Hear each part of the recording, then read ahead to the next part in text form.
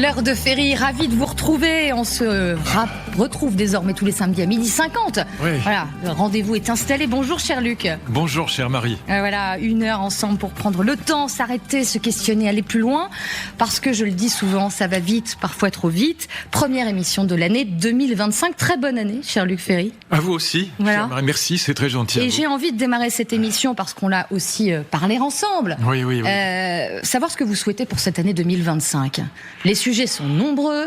Quels sont, vos sujets sur lesquels vous voulez finalement dérouler et ouvrir cette année ? Bon, si j'avais la baguette magique, ce que je voudrais, c'est qu'on change carrément de régime, qu'on passe à une autre république. Il faut plus qu'une baguette magique, là.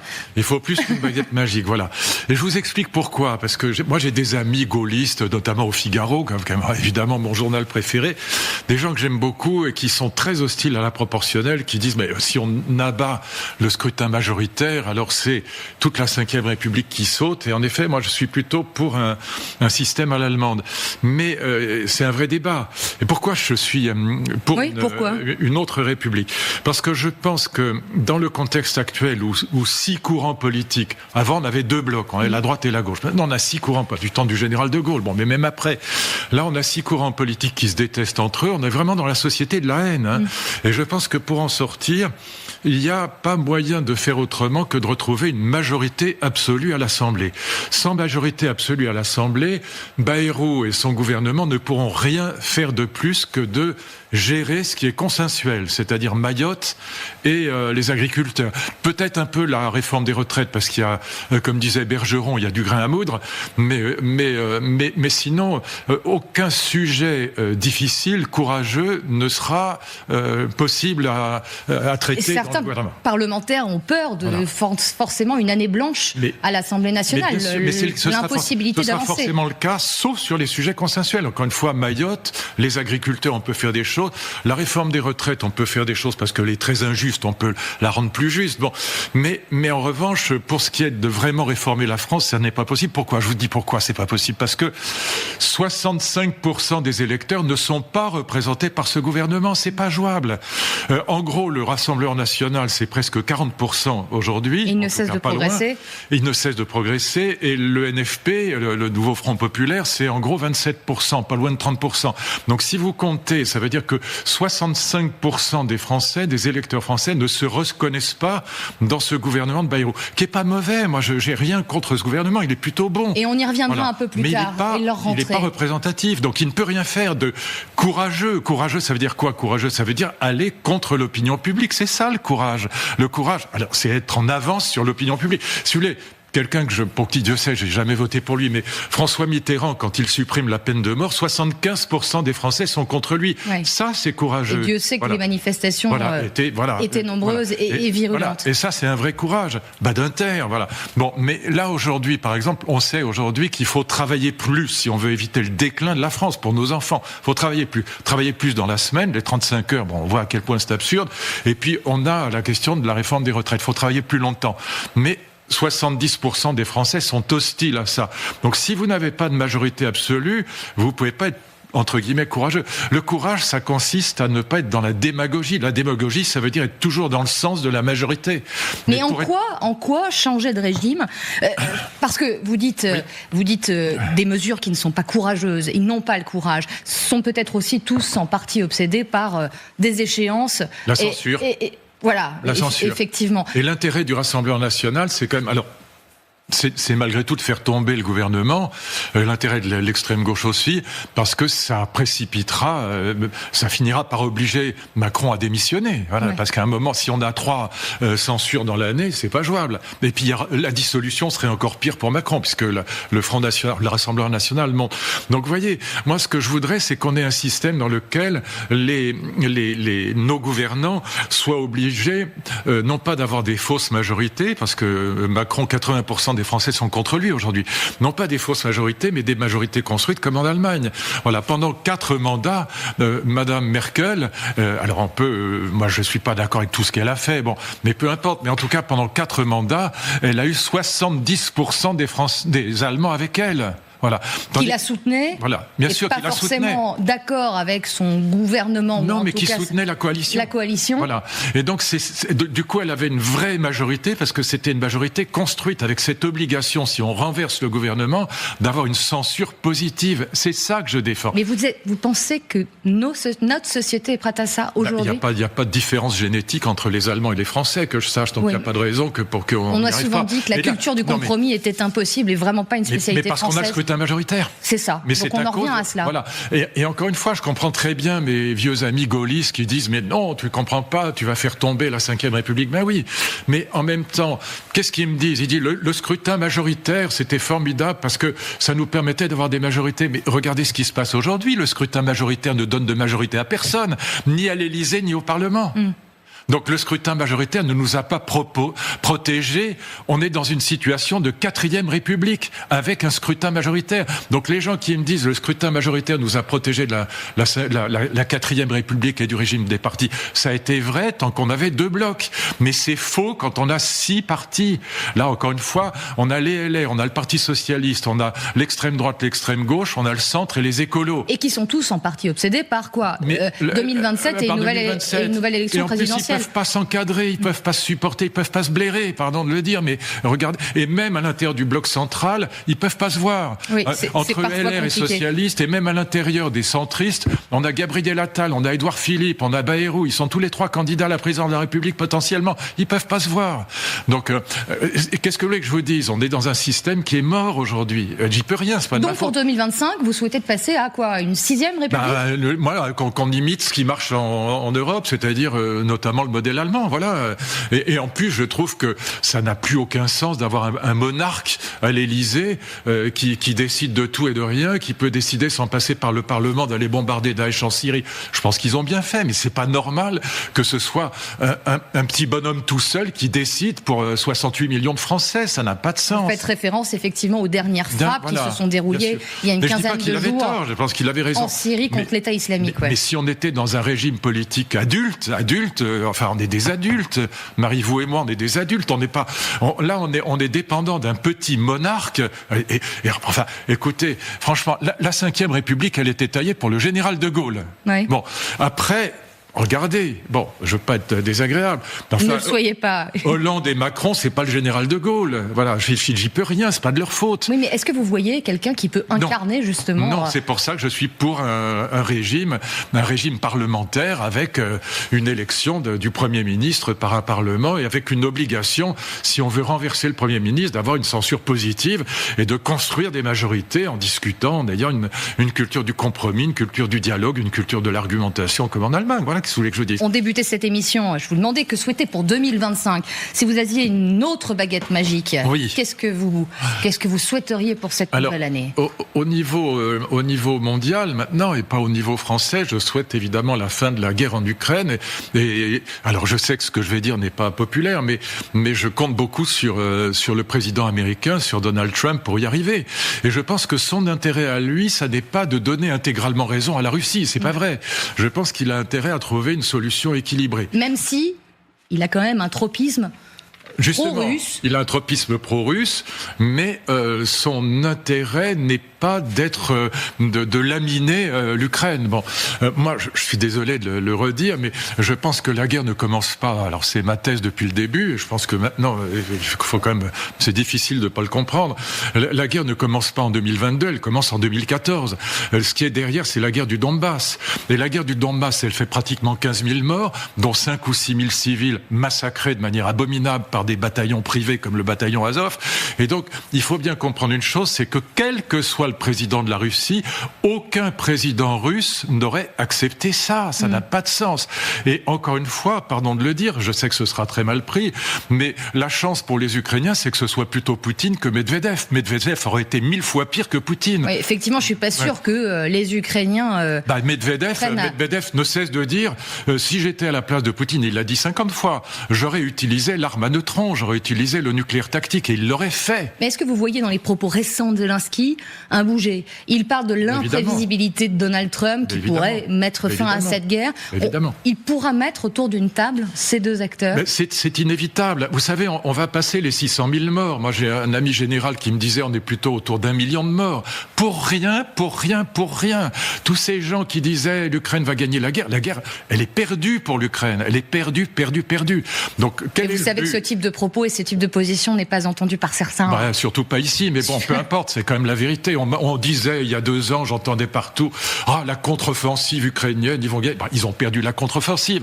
Maintenant, le Donbass est occupé par la Russie, et donc l'enjeu, c'est de sécuriser, c'est d'accorder une sécurité à l'Ukraine, en tout cas à ce qui restera de l'Ukraine, le plus possible, moi je le souhaite, mais c'est d'accorder une réelle sécurité à l'Ukraine, mais aussi à la Russie. Avec des Ukrainiens qui bougent aussi dans leur opinion publique. Et regardez la désertion. Sont prêts aussi à faire des concessions territoriales.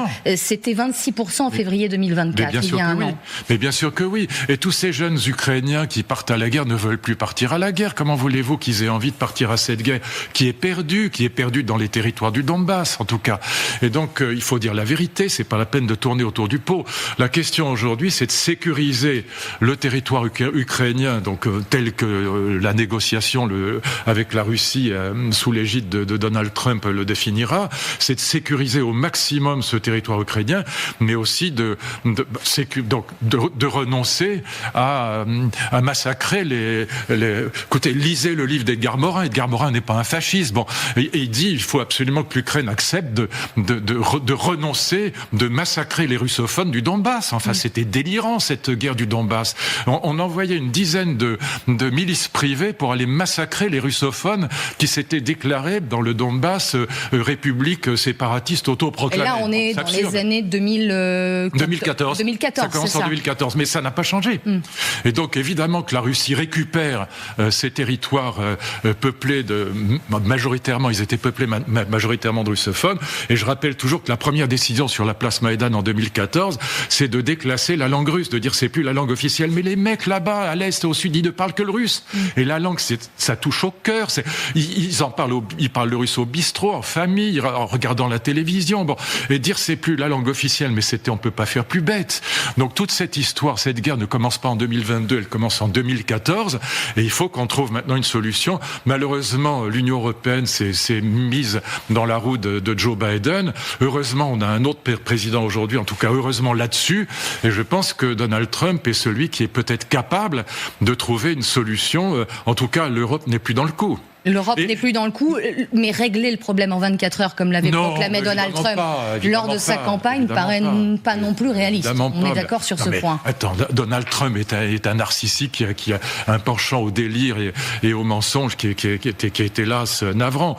Mais néanmoins, aujourd'hui, ça n'est plus l'Union européenne, ce sont les États-Unis de Trump qui sont capables de régler le problème. Et surtout que, on a cette affaire de gaz russe qui n'arrivera plus. Donc pour l'Allemagne, c'est une catastrophe. Pour la Suède, pour l'Allemagne, pour un certain nombre de pays. Européens, pour beaucoup de pays européens, notamment les pays de l'Est, donc ça va aussi les faire changer d'avis. Mais tout ça est absurde. Cette guerre est la plus bête de toute l'histoire des guerres. Voilà. Et donc, il faut qu'on en sorte en protégeant ce qui restera de l'Ukraine après la négociation. Je n'en sais rien, mais le plus possible sera le mieux, évidemment. Et on ne peut que souhaiter ça, mais protéger aussi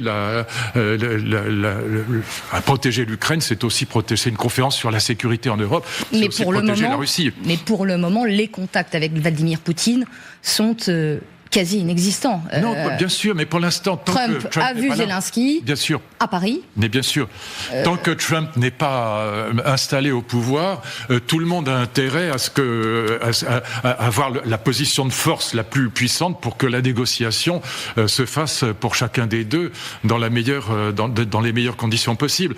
Maintenant, l'Ukraine a perdu. C'est que je vous dis, on peut dire c'est navrant, c'est désolant, et c'est évidemment... Et vous savez qu'avec ce type de propos, vous nous n'allez pas vous attirer que des roses, mais forcément. Mais c'est une évidence. C'est une évidence. Il n'y a pas un général sur Terre qui peut dire le contraire. Luc. L'Ukraine a perdu. Après combien 250 milliards d'armes données à l'Ukraine, on peut pas dire qu'on n'a rien fait. Oui, c'est sûr que le soutien a été omniprésent. Ça n'a servi qu'à augmenter le nombre de morts. Donc tout ça est absurde. Je veux dire, il faut dire la vérité maintenant. Sarkozy avait raison, Fillon avait raison, Védrine et Villepin disaient des choses assez raisonnables sur le sujet. Bon, il faut quand même écouter c'est pas des imbéciles non plus, c'est pas des fous furieux, c'est pas des fanatiques, c'est pas des pro-russes délirants. C'est juste, cette guerre est idiote et on va arriver à 600-700 000 morts, encore une fois, pour rien. Avec des crimes de guerre abominables. Et en plus, quel est le résultat final? C'est que Poutine apparaît comme le leader du Sud global. Vous trouvez ça intelligent? Il fait plus qu'apparaître, en tout cas, il l'est. Et regardez ce qui se passe en Afrique. Poutine est en train de prendre notre place de nous Français en Afrique. On disait la Chine-Afrique, maintenant c'est la Russe-Afrique. Et donc on a réussi à installer Poutine en leader du Sud global, c'est-à-dire des 2/3 de la planète. Et en ça, c'est aussi un échec, vous dites. Évidemment, c'est un échec majeur. Et par ailleurs, on a réussi avec les sanctions. Moi, j'avais publié dès 2014 un article contre les sanctions de la Russie, non pas par amour de la Russie, mais parce que ça a poussé la Russie à réorganiser toute son économie vers le Sud global, vers la Chine, vers l'Inde, vers l'Afrique. Et aujourd'hui, la Russie est en train de prendre notre place en Afrique.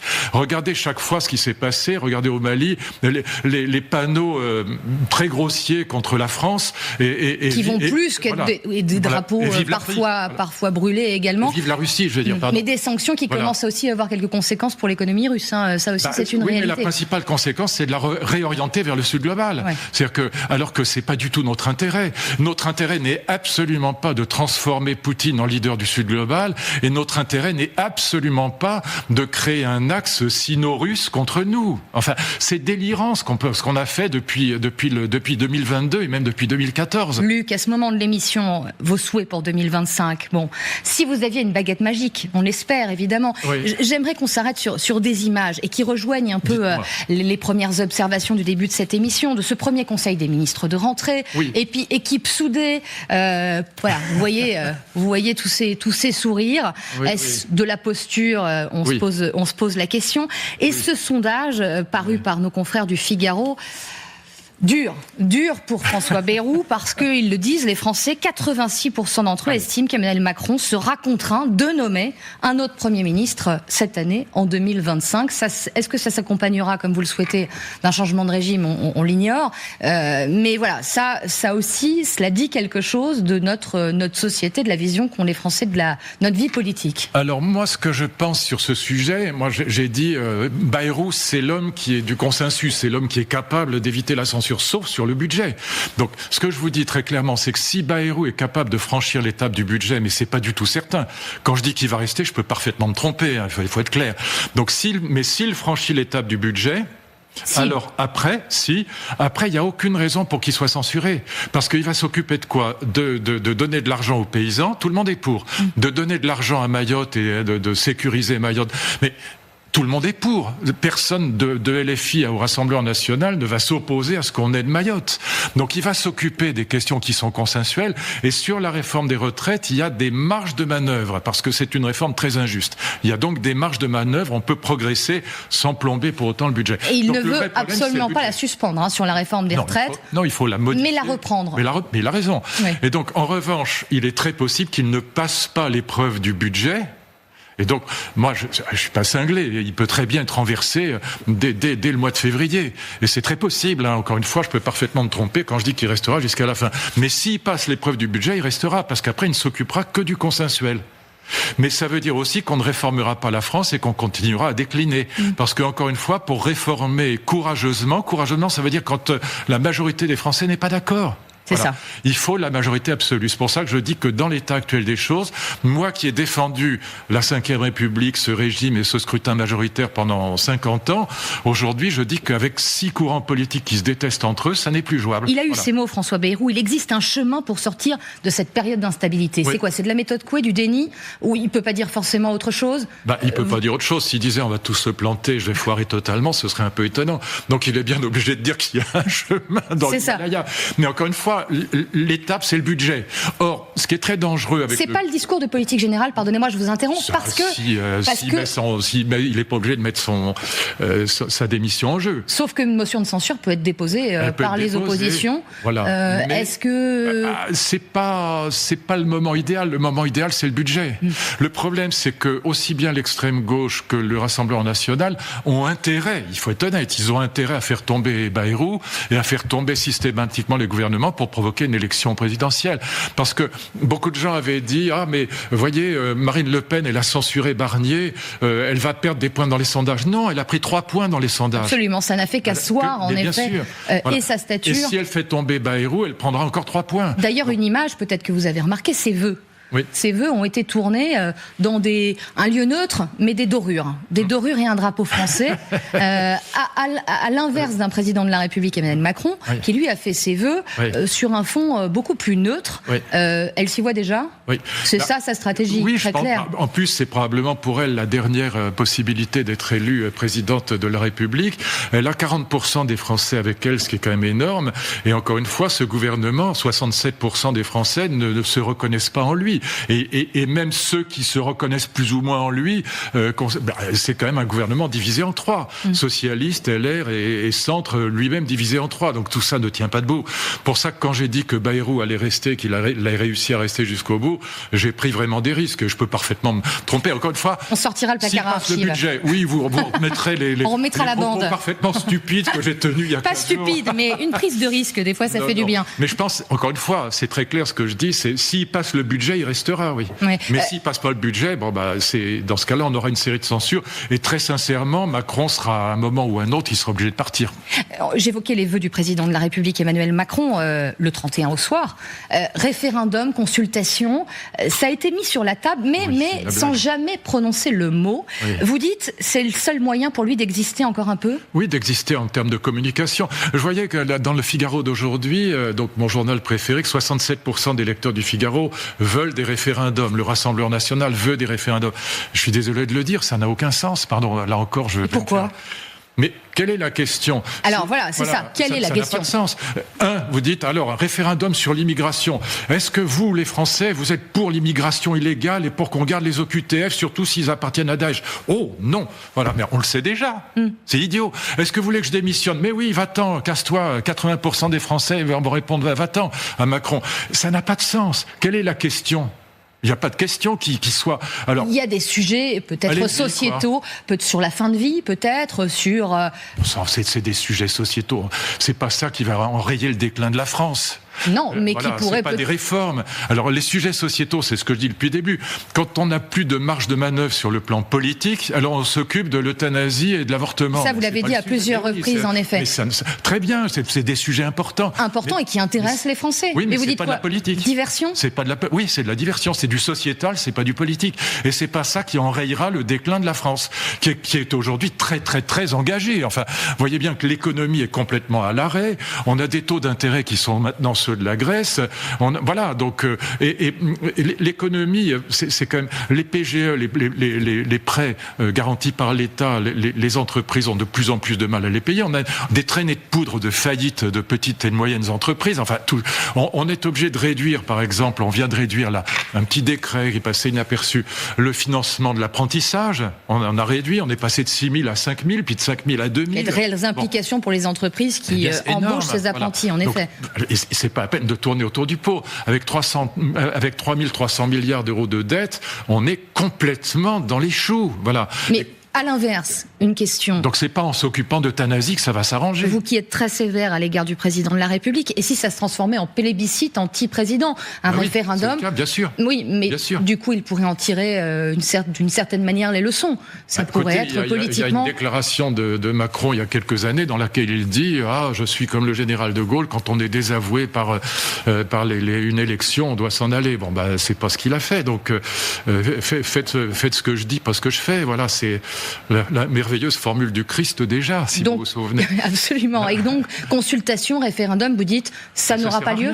Mais non, ça aura lieu. Ça lui permettra de mousser, de se présenter comme ça, comme d'habitude, de montrer sa bouille à la télé et de faire croire qu'il consulte les Français. Mais ça ne servira absolument à rien.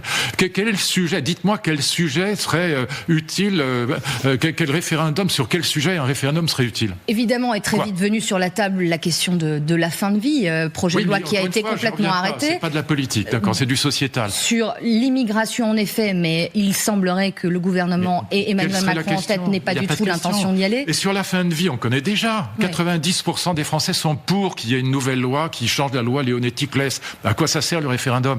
Et si vous voulez, il y a une phrase de Montesquieu qui est géniale dans l'esprit des lois. Il a évidemment raison. Il dit voilà, le peuple est tout à fait légitime quand il s'agit de choisir ses chefs, ses dirigeants. Et c'est tout à fait normal que le peuple les choisisse. Mais le peuple n'est pas bon pour faire les lois. Les lois, c'est compliqué. Faire une loi sur les retraites, c'est compliqué. Faire une loi sur l'immigration, c'est compliqué. Et du coup, si une loi est extrêmement compliquée, la question référendaire ne peut pas être une question bête et simple. C'est pas vrai. Voilà. Et regardez, le dernier référendum, sauf erreur de ma part, c'était sur le Frexit, sur l'Europe, sur la Constitution européenne. Sarkozy a été obligé de mettre le référendum de côté parce qu'il était négatif pour lui. Voilà ce qui s'est passé. Et donc, renoncer. On s'est assis dessus, voilà, grandiose. Si c'est pour faire ça, c'est pas la peine de faire des référendums. Bon, eh bien, d'accord. Leçon entendue. Donc ça ne sert à rien sur les sujets dont on connaît parfaitement la réponse, que ce soit l'immigration ou la fin de vie, on sait exactement ce que ou la quantité de travail, on sait ce que les Français vont dire. Et je ne vois pas personnellement quel sujet serait vraiment utile, serait un sujet de référendum. Parce qu'encore une fois, les lois, c'est horriblement compliqué et la question référendaire, elle est forcément très simple. Eh oui, ça colle pas. Ça ne colle pas. On fait une courte pause et on s'interrogera après sur vieillir c'est bien, mais en bonne santé c'est encore mieux. Et les chiffres sont formidables, vont dans ce sens. Sauf pour moi, mais sinon ils sont. Quelles conséquences ? Vous êtes dur avec vous-même. Quelles conséquences s'en tirer ? Puis on parlera aussi d'une notion un peu complexe, mais avec vous on y reverra plus clair, le transhumanisme. Oui. C'est intéressant. J'ai fait un livre là-dessus, je vous raconterai, je vais pas vous le raconter en entier. Alors on reste ensemble, restez avec nous sur LCI, à tout de suite pour l'heure des Ferry. Retour dans l'heure de Ferry avec Luc Ferry, justement, philosophe, écrivain. Un sujet qui nous intéresse aujourd'hui, qui s'appuie notamment sur une étude parue juste avant le passage à la nouvelle année. Oui. La direction statistique des ministères sociaux, la DRES, c'est technique, mais qui nous le dit, l'espérance de vie sans incapacité, c'est-à-dire en bonne santé, augmente régulièrement en 2008 en France. Elle a même cru plus vite sur cette période que l'espérance de vie, malgré l'épidémie de Covid. C'est important de le noter, qui l'a affecté temporairement. Voilà les chiffres. Une femme peut espérer vivre en bonne santé jusqu'à 77 ans en moyenne et un homme jusqu'à 75 ans et demi. En bonne santé encore une fois. Sans incapacité. Si vous en parlez aussi, c'est que c'est un sujet qui vous touche aussi. Vous avez été professeur de biologie et de philosophie à l'Université des sciences de Paris. À Jussieu, Donc on peut mêler les deux, la biologie et la philosophie. Oui, au contraire, je pense qu'on peut pas faire de philosophie sans connaître les sciences. Et donc moi, ce que j'avais choisi, c'est la biologie. J'ai une vraie passion pour la biologie. J'ai préfacé un livre d'un biologiste, Jean-Marc Lemaître. Le livre s'appelle Guérir la vieillesse et c'est sur ces questions qu'on évoque là aujourd'hui et qui sont absolument passionnantes. L'espérance de vie, alors elle a augmenté cette année de manière exceptionnelle. Donc là, c'est vraiment un petit bond en avant. Donc les chiffres que vous avez donnés sont les bons sur l'espérance de vie sans incapacité. C'est ça, en bonne santé. Mais l'espérance de vie tout court a augmenté aussi. C'est-à-dire que c'est maintenant 80 ans pour les hommes et 85,7 pour les femmes. La différence s'expliquant par le fait que les femmes font moins de bêtises, en gros, que les hommes, moins d'accidents mortels en voiture. Vivent peut-être plus sainement. Oui, moins de tabac, moins d'alcool, enfin moins de folie. Bon, et ça, c'est depuis toujours. Alors, ce qui est très intéressant, c'est que cette longévité en bonne santé, elle est liée à trois éléments. D'abord, une alimentation meilleure, aussi les pertes de poids. Faut pas trop grossir. Grossir est très mauvais, ça en perd vraiment des années de vie. Et troisièmement, c'est le sport. Et je vous explique pourquoi le sport, d'un point de vue biologique, c'est très intéressant. Quand on fait du sport, quand on vieillit, le système immunitaire perd ses petits soldats, les lymphocytes, ce qu'on appelle les NK, les natural killers en anglais. On perd ces lymphocytes qui sont les soldats qui vont flinguer les cellules qui sont abîmées, que ce soit des cellules Covid par exemple ou des cellules cancéreuses. Voilà. Et donc le système immunitaire donc diminue, il perd ses soldats, l'armée diminue, et du coup c'est pour ça, vous le comprenez tout de suite, qu'on meurt beaucoup plus de la Covid à 70 ans qu'à 10 ans, beaucoup plus du cancer à 70 ans qu'à 10 ans, parce que le système immunitaire ne fait plus son travail. Et donc, quand on fait du sport, ou si on fait une demi-heure de sport par jour, ça booste considérablement le système immunitaire. Donc, si on fait du sport, on évite... alors, on dit par exemple qu'une demi-heure de sport par jour, c'est 30% de cancer en moins. Et ça a fait partie d'ailleurs des plans de prévention bien sûr. Pour lutter en effet efficacement contre ces maladies. Et là, vous avez beaucoup de gens... alors évidemment, aux États-Unis, c'est pas le cas parce que vous avez énormément d'obèses aux États-Unis. La fast-food, la mauvaise bouffe, c'est très mauvais. Voilà. Et donc on a là, surtout dans les classes, je suis désolé de dire ça, mais c'est factuel, c'est pas un jugement de valeur. Mais plus on va vers les classes entre guillemets supérieures, plus les gens font attention à leur poids, plus ils font du sport, plus ils font attention à l'alimentation, plus ils ont aussi les moyens de le faire, parce que tout ça, ça coûte aussi. On va dans des salles de sport, on achète les bons aliments. Bon, et c'est vrai que dans ces milieux plus élevés, on vit beaucoup plus longtemps. D'ailleurs, c'est d'ailleurs une vérité depuis toujours. Mais là, ça devient de plus en plus marquant, si je puis dire. Alors, il y a un saut supplémentaire, Marie, c'est tout à fait autre chose. Et là, on parlait du transhumanisme, c'est le projet transhumaniste. Là, c'est le projet... Qu'est-ce que c'est, précisément ? Comment comprendre cette notion de transhumanisme ? Voilà. J'ai un peu regardé parce que c'est compliqué. C'était je me suis confrontée à une notion effectivement qui m'était un peu inconnue. Oui.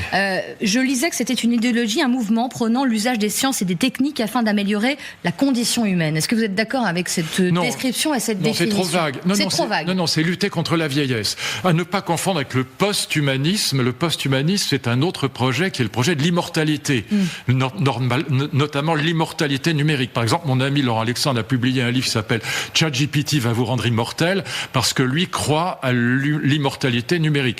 Mais dans la Silicon Valley, ils y croient tous. Donc je laisse ça de côté. C'est un autre projet. Le transhumanisme, c'est vraiment la lutte contre la vieillesse. C'est pas la quête de l'immortalité. Donc là, il faut supprimer ça tout de suite. C'est la lutte contre la vieillesse. Vous entendez en régie la lutte contre la vieillesse. Voilà, contre le vieillissement. D'où le livre que je citais du biologiste, et un très grand biologiste, Jean-Marc Lemaître, « Guérir la vieillesse ». Et l'idée, c'est que il faut pas parler des maladies de la vieillesse. Bon, l'arthrite, l'arthrose, mes malheureux genoux, voilà, j'ai plus de ménisque. Bon, ça, c'est pas. En fait, c'est la vieillesse qui est la maladie. C'est pas. On croit qu'il y a les maladies de la sénescente, comme l'arthrite, l'arthrose, les cancers, ce que j'ai évoqué. Bon, mais c'est pas ça. La sarcopénie, la perte de masse musculaire. Bon, c'est pas ça le problème. La maladie, c'est la vieillesse. La vieillesse, c'est une maladie. C'est ça la thèse transhumaniste. Et ils ont raison. La vieillesse, c'est la maladie. Et je vous explique en 2 mots. Mais même si on n'a pas fait de biologie, on peut comprendre. Moi, j'ai fait la préface de ce livre justement pour expliquer les choses de manière très très pédagogique, pour que les gens puissent le lire. Après. Et c'est un formidable livre, mais c'est pas le mien, c'est celui de Jean-Marc Lemaître. Mais l'idée est la suivante, c'est que, je vous explique ça très vite. En 2012, un très grand biologiste qui va avoir le prix Nobel, qui était un biologiste japonais, il s'appelle Shinya Yamanaka, fait une découverte absolument incroyable, ce qu'on pensait impossible. Il arrive à reprogrammer des cellules d'adultes, en l'occurrence des cellules qu'on appelle des fibroblastes, des cellules de la peau sous la main. Il arrive à reprogrammer des cellules d'adultes, donc ce qu'on appelle les cellules différenciées, puisque dans le corps humain, les cellules, il n'y a qu'une seule cellule au départ, c'est l'œuf. Et puis après, ça se divise et ça se différencie. Les cellules de vos cheveux sont pas les mêmes que celles du cœur ou du foie toutes différentes, ou des os. En effet. Il y a 220 types de cellules dans un corps humain, 220 types de tissus cellulaires. Et donc, on pensait qu'une fois que la différenciation était faite dans l'embryogenèse, rassurez-vous, ça va être très bref, mais c'est très compréhensible. On pensait qu'une fois que les cellules étaient différenciées, on pouvait pas les retransformer en cellules souches capables de reproduire des tissus, voire un organe. Quand vous coupez une patte à une salamandre, la patte repousse. Nous, ça repousse pas. Non. Pourquoi ? Parce que la salamandre a gardé ces cellules souches qu'on appelle pluripotentes, qui sont capables, de fabriquer un organe. Et donc, l'idée de Shinya Yamanaka, ils se disent, on congelait les embryons pour garder des cellules souches, on congelait les cordons ombilicaux pour garder des cellules souches, pour faire par exemple retapisser des cœurs qui ont eu un infarctus, pour remettre des cellules souches dedans pour retapisser le cœur. Bon, ça marchait très bien, mais l'Église hurlait en disant mais on congèle des bébés, voilà, ça faisait débat, des personnes humaines potentielles. Et donc Shinya Yamanaka a l'idée, mais si on pouvait reprogrammer en cellules souches originaires capables de refabriquer un organe ou un tissu entier des cellules souches différenciées, ce serait formidable. On éviterait de congeler les personnes humaines potentielles. Et donc, il y arrive avec 4 facteurs. L'idée est géniale, mais très simple. Il s'aperçoit que dans la différenciation cellulaire, certains gènes sont surexprimés, d'autres sont inhibés. Il se dit, si je réexprimais les gènes inhibés et si j'inhibais les gènes surexprimés, peut-être que je pourrais revenir en arrière. Et il arrive avec 4 facteurs, on appelle les facteurs Yamanaka, à revenir en arrière et à refabriquer ce qu'on appelle des iPS en anglais, c'est-à-dire des cellules souches refabriquées, si je puis dire, et donc qui peuvent refabriquer n'importe quel tissu cellulaire, peut-être même un organe. Mais c'est quoi? C'est repousser les limites du temps? Parce que pour la première fois dans l'histoire de l'humanité, au lieu de ralentir la vieillesse, on inverse le processus du vieillissement cellulaire. Mais aux philosophes que vous êtes, est-ce que c'est philosophiquement souhaitable d'intervenir? C'est à vous de me dire. Est-ce que vous avez envie de mourir ou pas? Il y a des gens qui... En Suisse, vous avez 2... À date, aujourd'hui, non, voilà. Je n'ai pas envie de mourir, mais est-ce que le processus normal du vieillissement je suis beaucoup plus vieux que vous et j'ai pas du tout envie de mourir. Oui. Ma maman a 100 ans, elle vient d'avoir 100 ans, elle a pas du tout envie de mourir. Alors après, il y a des gens qui sont, on appelle en Suisse les fatigués de la vie, qui vont à Exit ou Dignitas et qui sont en très bonne santé physique, mais qui en ont marre de la vie et qui veulent mourir. Et en Suisse, c'est autorisé. Le suicide assisté est autorisé. Bon, chez nous, ça n'est pas encore autorisé. J'espère que ça ne le sera jamais. Mais là, c'est une question... Il y a plein de questions philosophiques qui se posent. Par exemple, il y a des gens qui disent, j'ai des amis philosophes qui me disent, mais par exemple, si on vivait 200 ans, imaginons qu'on vive 200 ans, c'est pas le cas aujourd'hui, mais imaginons. Non, on est loin, mais... Non, mais enfin, on arrive quand même à 120 ans. Bon, pas tous, mais certains humains sont arrivés à 123 ans. La doyenne de l'humanité vient de mourir, elle avait 116 ans. 116 ans. Voilà. Et donc, on peut arriver jusque-là. Mais imaginons qu'on aille même à 150 ans. Voilà. Et je pense que dans 50 ans, ce sera évidemment le cas. Est-ce que le fait de vivre très longtemps ne va pas nous rendre paresseux, par exemple? Il y a des gens qui disent ça, parce que est-ce que c'est pas l'urgence, de cette fragilité de la vie, cette urgence, cette mort qui se profile pour nous constamment à l'horizon?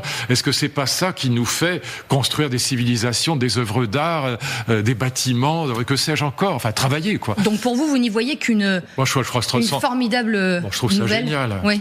Alors, évidemment que les politiques ne s'y intéressent pas. Pourquoi? D'abord parce qu'ils connaissent rien en biologie et que la science ne les intéresse pas. Et ils ont tous fait Sciences Po ou le droit, ou quasiment tous. Là, il y a quelques exceptions, mais la science ne les intéresse absolument pas. Mais évidemment, imaginons qu'on vive 150 ans, ce qui sera le cas dans 30 ans, dans 40 ans, c'est ça. Vous êtes convaincu de cela? Mais c'est une évidence, c'est factuel, c'est une évidence. Vous savez, je vais pas y revenir, mais aujourd'hui, on a une autre stratégie de lutte contre la vieillesse, c'est ce qu'on appelle les sénolytiques. Il y a en gros 5 molécules sénolytiques qu'on connaît très bien, comme la rapamycine par exemple.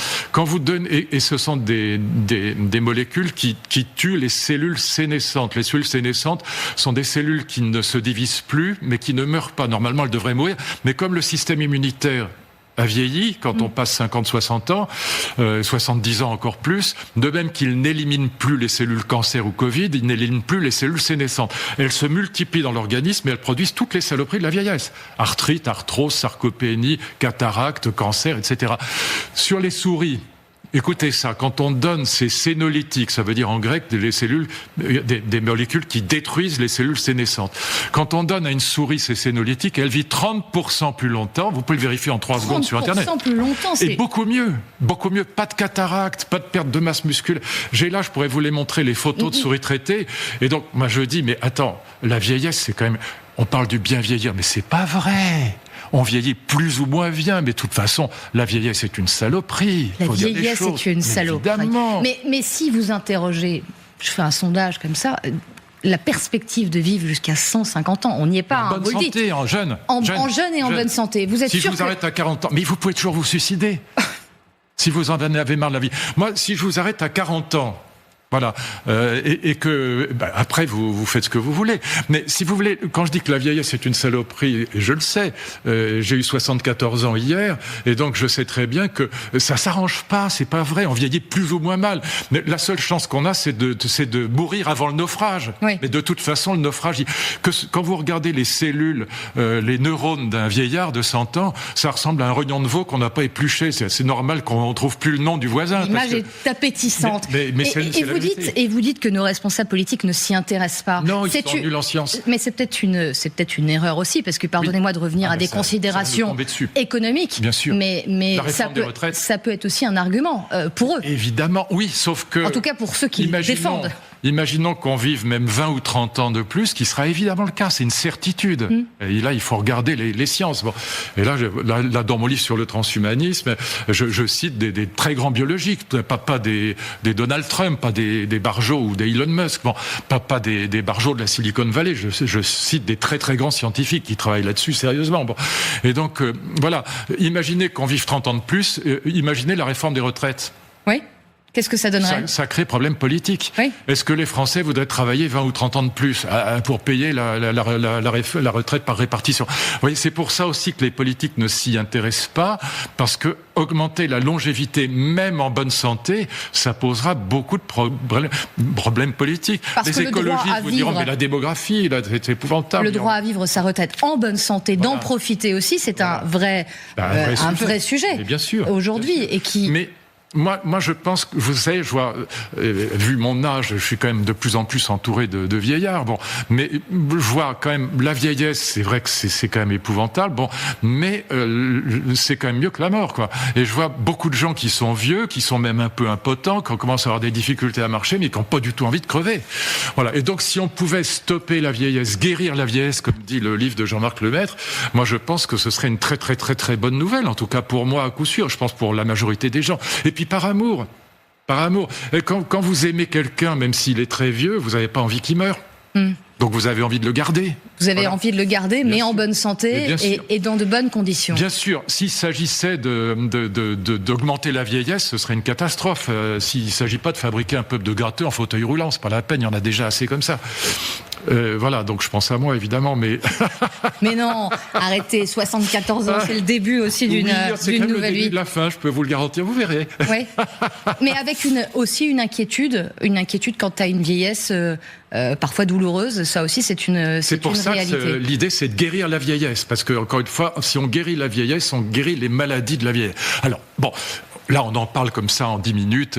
J'en parle très vite et probablement pas bien. Mais lisez ce livre de non, mais avec beaucoup de passion. Et j'avoue, j'ignorais vos connaissances en biologie. Et c'est vrai que de comprendre que la philosophie et la biologie peuvent s'entremêler et ne peuvent finalement pas s'étudier de manière parallèle, c'est intéressant de le noter. Ah, c'est passionnant. Et moi, ça fait 15 ans que je travaille sur l'intelligence artificielle, aussi d'un point de vue purement scientifique, parce que je veux pas faire un livre de philo comme ça, ou des types le prof de philo qui écrit sur l'IA sans rien y connaître. Merci, c'est pas mon cas.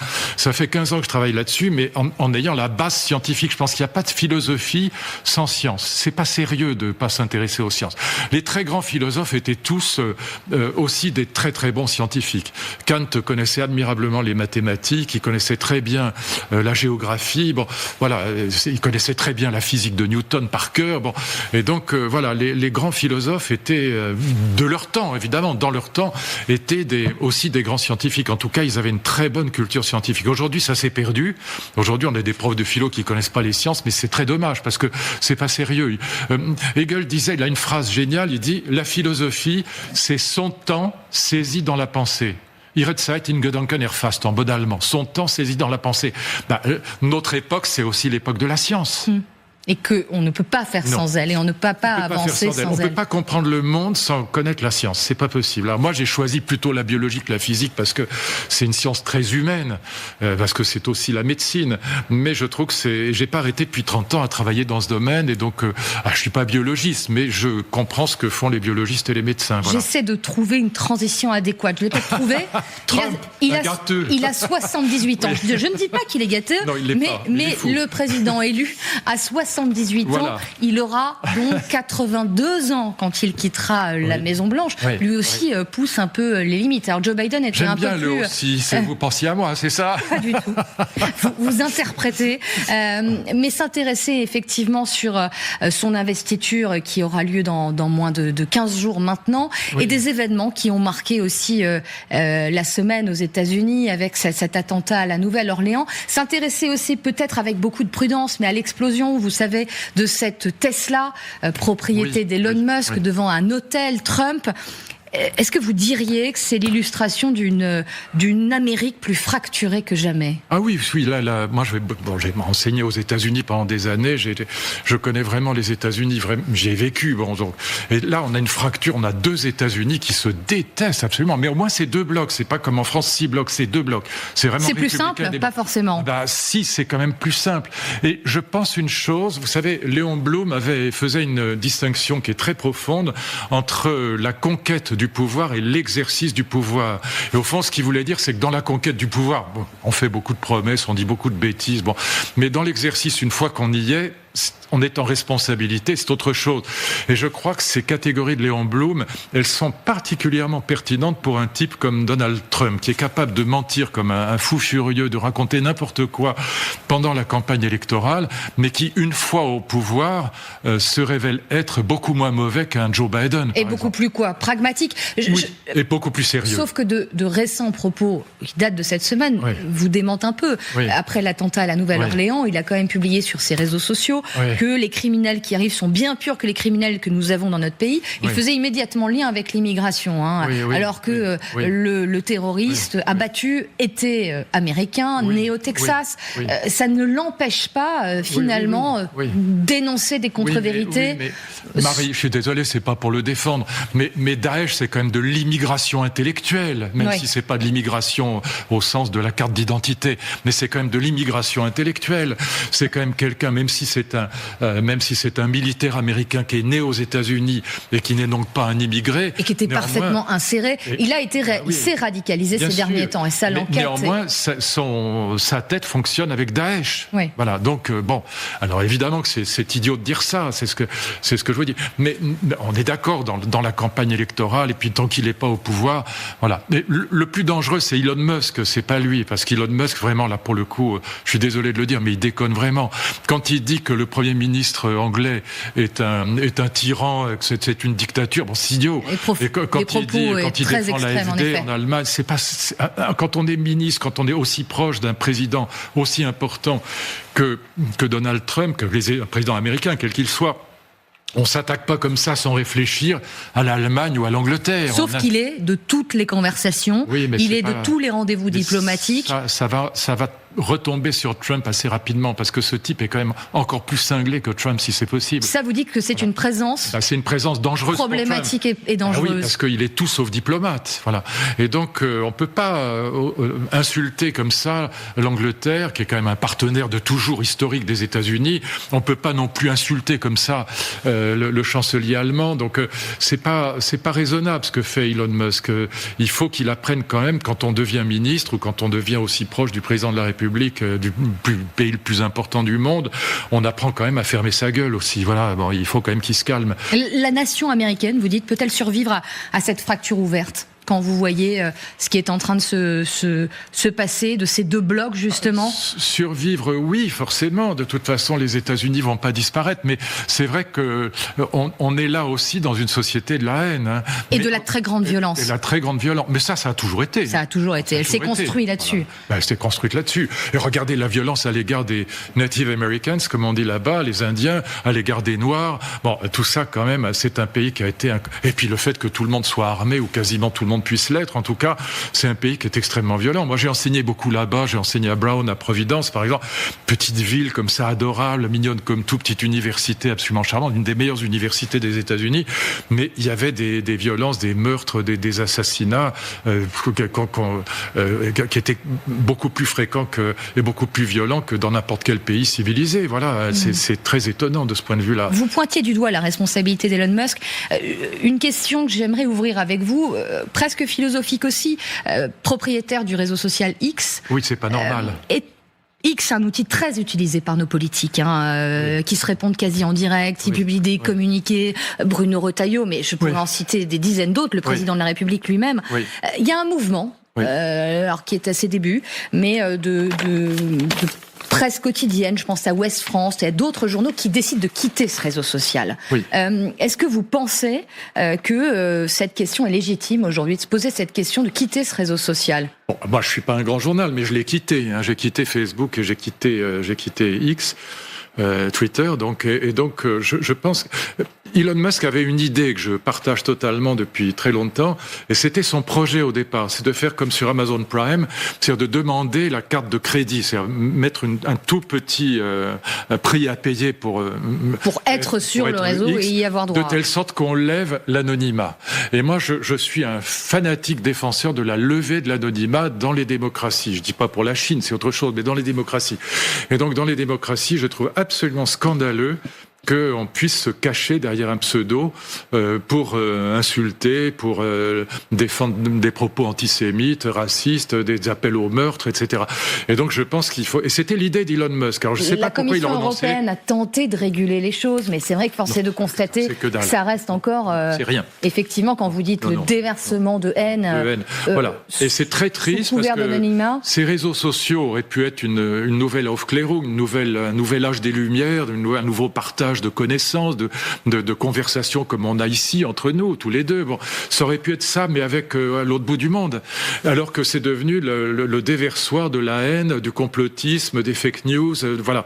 Et ça, c'est à cause de l'anonymat. C'est entièrement à cause de l'anonymat. Parce que quand les gens signent de leur nom, alors évidemment, il y a des gens qui disent, mais on peut savoir qui est derrière le pseudo, etc. Non, on peut pas, parce qu'il y a des milliards de posts par jour. Des milliards, évidemment. Donc, du coup, ça supposerait des milliards de policiers, ou en tout cas des millions. D'enquête, et pour revenir aux adresses IP, par exemple. Je prends toujours l'exemple de la petite Mila qui avait dit des choses, qui avait insulté l'islam, qui a reçu 70 000 menaces de mort et de viol dans des épouvantables, l'horreur absolue. En quoi ? En 3 mois. Ben là, on peut rien faire. On a arrêté.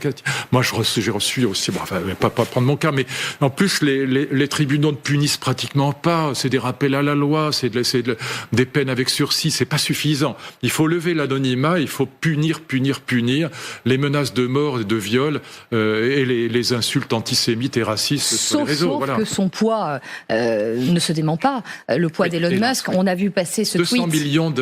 200 millions de followers. Regardez ce nombre d'utilisateurs. En avril 2024, la première place évidemment aux États-Unis, 106 millions d'utilisateurs. Japon 69 millions, Inde 25 millions. En France, on est environ à 15 millions. C'est énorme, et c'est 250 millions d'utilisateurs quotidiens. C'est gigantesque.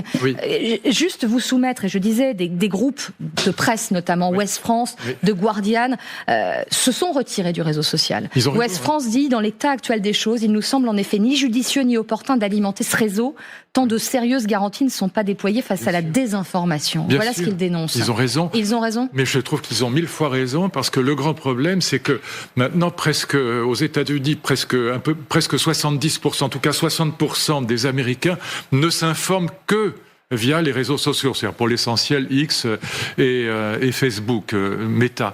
Et donc c'est extrêmement dangereux, parce qu'encore une fois, c'est des déversoirs non seulement de haine et d'agressivité, mais aussi de fake news, de complotisme et de n'importe quoi. Donc ça veut dire que là, les vrais... Et je pense que c'est très bon pour vous, les journalistes, parce qu'on va revenir à la signature.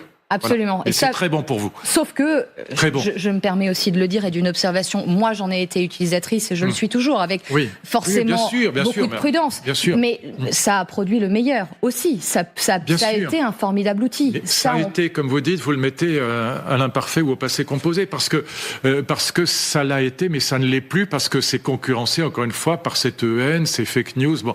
Et donc je pense que la levée de l'anonymat permettrait de revenir. C'était ça l'idée d'Elon Musk quand il a racheté Twitter, c'était de lever l'anonymat, donc avec un tout petit prix à payer, c'est pas pour qu'on ait la carte de crédit, qu'on ait voilà, ce qui permettrait de rendre responsables ceux qui tweetent ou qui mettent des posts sur Facebook. Voilà, quand on signe soi-même, on est beaucoup plus responsable que quand on se croit protégé par un pseudo, même si on n'est pas absolument protégés, on l'est quand même à cause du nombre Bien sûr. de postes. Parce qu'encore une fois, on peut pas aller regarder des milliards de postes tous les jours, c'est pas possible. Luc, on arrive aux dernières minutes de cette émission. Une image de la semaine ou peut-être une image de la semaine prochaine. Mardi prochain, on fêtera les 10 ans de l'attentat Charlie Hebdo. Oh là là, oui. En effet.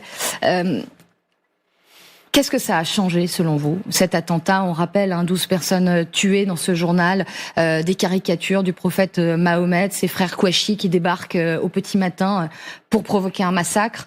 Ça vous évoque quoi, ces 10 ans? Est-ce que les choses ont changé après cet attentat? Oui, mais en mal. Je pense que Elisabeth Badinter a raison. Je lisais là encore un papier, décidément, je la cite souvent.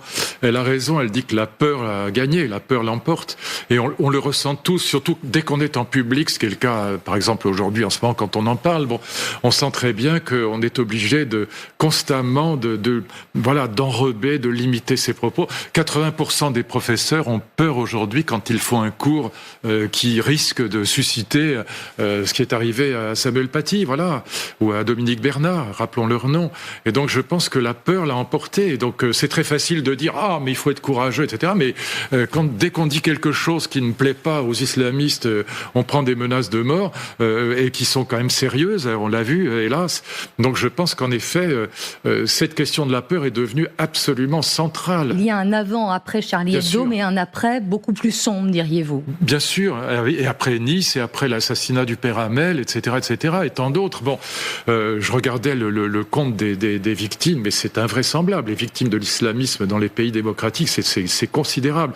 Et donc, regardez ce qui s'est passé en Allemagne, regardez ce qui s'est passé aussi aux États-Unis, même si c'était un militaire américain, c'était quand même un émule de Daesh. Bon, et donc et donc je pense qu'on a tous peur quand on est en public et qu'on peut pas faire autrement. Ou professeur, moi c'est surtout ça qui me désole, c'est le fait que des professeurs aient peur de faire un cours sur la Shoah ou sur la liberté d'expression. Ouais. Et donc je pense que là, la réaction des pouvoirs publics n'est pas suffisante. Et j'en profite pour dire que je suis très content que, puisque Dany n'est pas là, de dire que je suis très content que Retailleau soit là où il est.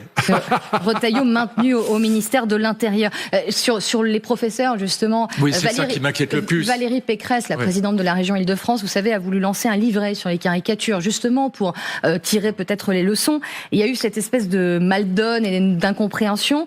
Voilà, mais elle le dit, ce livret, ça sera sans Mahomet, Jésus ou le pape. C'est-à-dire que, on essaie... Il n'y a plus rien. Oui, il n'y a plus rien. Oui, dans ce cas-là, c'est très bien. Ça veut dire que ça confirme exactement ce que je vous dis, c'est qu'on a peur, Et donc, on a peur d'affronter aujourd'hui l'islamisme. C'est pas la peine de tourner autour du pot. On a peur, à juste titre, d'affronter l'islamisme. Moi, mon vieil ami Robert Redeker, il est toujours protégé par la police. Et c'est vrai que c'est quand même, quand ça vous tombe dessus, c'est épouvantable. Et donc, on ne peut pas ne pas avoir peur. Et d'ailleurs, c'est ça le terrorisme. On oublie toujours terrorisme, il y a terreur. C'est la terreur et le fait qu'il, au final, gagne. Mais bien sûr, la peur gagne toujours parce que c'est en effet terrorisant. Alors qu'évidemment qu'il faut lutter contre, mais bon, c'est facile à dire, c'est plus facile à dire qu'à faire.